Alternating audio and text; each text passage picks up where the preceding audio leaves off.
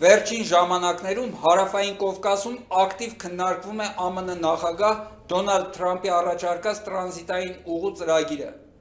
որը ենթադրում է տարածաշրջանային նոր հաղորդակցությունների բացումը Հայաստանի տարածքով։ Իրանի Իսլամական Հանրապետությունը դեմ է արտահայտվել այս նախաձեռնությանը,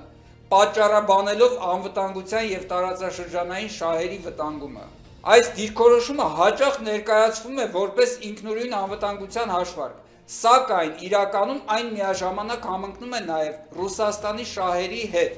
սահմանափակելով ԱՄՆ ազդեցության աճը Կովկասում։ Սակայն խնդրի խորքում ավելի էական մի հանգամանք կա։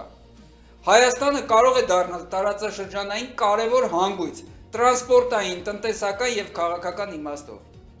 Եվ հենց այստեղ է, որ ակնհայտ է դառնում Ռուսաստանի և Իրանի խանդոտ վերաբերմունքը։ Երկու պետություններն էլ տարիներ շարունակ շահագրգռված են եղել, որ Հայաստանը մնա սահմանափակված, կախված և վերահսկելի էներգետիկ, անվտանգային և լոգիստիկ լծակների միջոցով։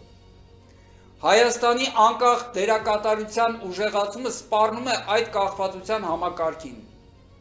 Այդ պատճառով էլ, երբ խոսքը գնում է Թրամփի առաջարկած ուղու մասին, Իրանի և Ռուսաստանի արձագանքը հիշեցնում է խանդոտ պահվածք։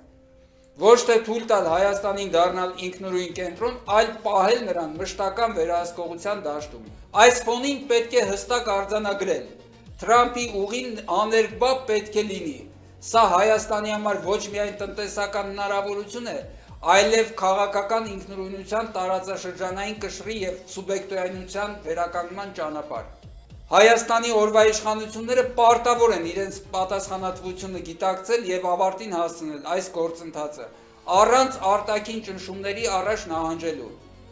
Եթե գործող իշխանությունները չկատարեն այս պատմական պարտավորությունը, ապա հասարակությունը իրավունք ունի և պարտավոր է գործել։ Մենք չենք սպասելու մինչև 26 թվականի ընտրությունները։